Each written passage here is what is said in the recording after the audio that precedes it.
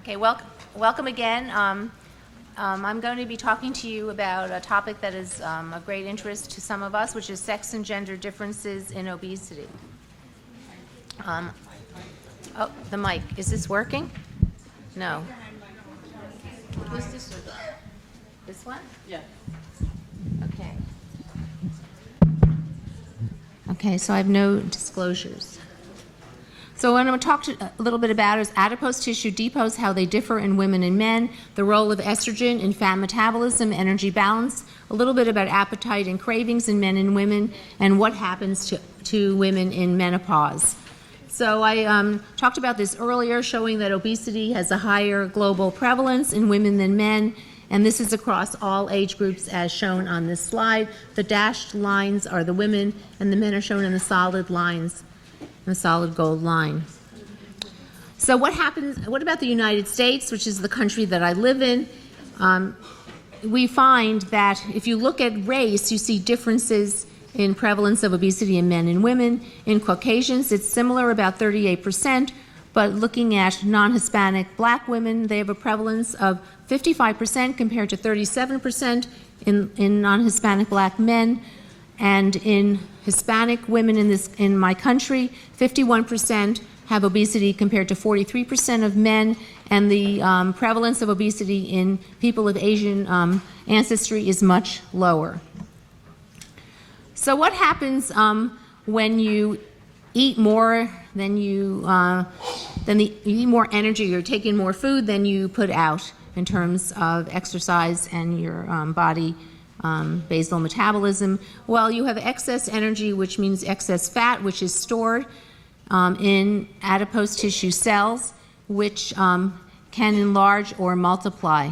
And when you lose weight, mostly these cells in adults will shrink. They will not decrease in number. And this was discussed by Dr. Kaladze, that fat deposition differs in men and women. Women have the gynoid distribution, and they have fat cells that are subcutaneous, mostly premenopausally. Men have visceral fat, which is associated with cardiovascular disease and diabetes. And as women age and become menopausal, they develop more visceral fat, which leads them to have a greater incidence of diabetes and cardiovascular disease. The recommended body fat, as estimated by Dr. George Bray, is 21 to 32% in women and 8 to 20% in men. It's lower in men. So in obesity, it's not just that there is excess adipose tissue or more fat cells. This fat is actually dysfunctional. I'm trying to depict it a little bit on this slide. You can see that the fat cells produce what is listed here as pro-inflammatory adipokines. And this is actually very important. We need to know more about this, but these inflammatory adipokines affect organs all over the body, and this is what causes the complications of obesity in many instances. And we have some data about weight loss in men and women. This was about 150 people, and in this study, they looked at the body mass composition in men who had lost weight in 12 weeks compared to women, and men lost more visceral and abdominal subcutaneous adipose tissue and less lower body subcutaneous adipose tissue compared to women. So there are sex differences in adipose tissue distribution, and they're likely due to a variety of factors, including genetic, epigenetic factors, and hormones. So estrogen is a very important hormone in terms of energy balance.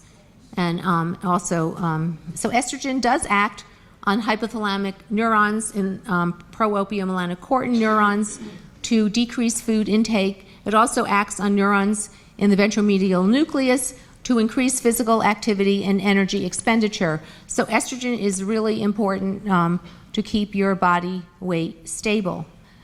And what we know is that estrogen promotes energy balance. It's important for adipose health. It also is important for beta cell survival, and the beta cells secrete insulin. So estrogen is responsible for maintaining insulin sensitivity and lipid homeostasis in the liver, and insulin sensitivity and energy homeostasis in muscle. So that is really important for premenopausal women. Unfortunately, as we age and we lose our estrogen, there is a loss of energy balance. We can develop obesity. We have more visceral fat deposition. These adipocytes become inflamed, secrete adipokines. Our beta cell becomes dysfunctional. We can develop insulin resistance, type 2 diabetes, and you can see in the liver there is insulin resistance, a deposition of fat, producing fatty liver, and also in the muscle, reduced insulin sensitivity and problems with glucose homeostasis. So here is a small study, a very small study, looking at the effects of hormone replacement therapy in postmenopausal women. And the postmenopausal women who receive the hormone replacement therapy are shown in the reddish line, and they did gain weight, but much less weight than the women who were randomized to calcium rather than hormonal therapy. So there's a possibility that hormonal therapy can keep your weight maintained. Also, this is from the same study, which looked at the different fat in these women who were replaced with hormonal therapy, and in those who received replacement, there was a decrease in total body fat and abdominal fat in the women in early menopause. The mean age was 50. Some research shows that there are sex and gender differences in macronutrient consumption. The UK Biobank study in over 200,000, sorry, there's missing a zero, 200,000 people show that women preferred high sugar diets, more total fat and saturated fat. And studies in food cravings have shown us that women actually prefer sweet foods such as chocolate, pastries, and ice cream, as I do, and men prefer more savory foods such as meat, fish, and eggs. And in the menstrual cycle, cravings differ. Women have more cravings during the luteal phase of the cycle, and this is something that I personally can say is true for me when I was younger. So there also are sex differences in response to rapid weight loss with a very low-calorie, 800 kilocalorie diet. This is extremely low-calorie diet. This was a study in 1,500 women and 720 men. And what we see is that the fat mass in this particular study decreased more in the men than in the women. And the women lost fat-free mass, which is muscle mass, which is really not good for them. I'm going rapidly. Obesity is also associated with a variety of cancers. And this is a list of the prevalence of cancers in people with overweight and obesity. And there are some differences in men and women. So the women are showed in the left column, the men in the right, more right column.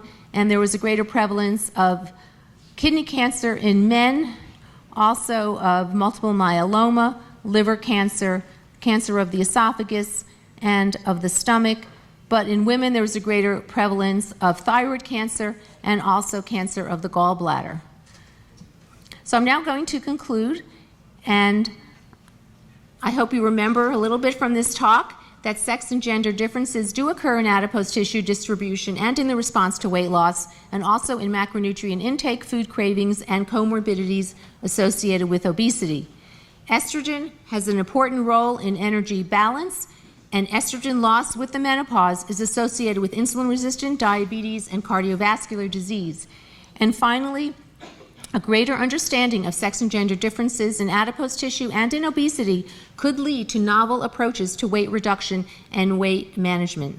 Thank you very much for your attention. And I just want to say that I'm editing a book with Dr. Marjorie Jenkins, which is about sex and gender differences and how they could impact clinical practice, which is due out in March of 2020. Thank you.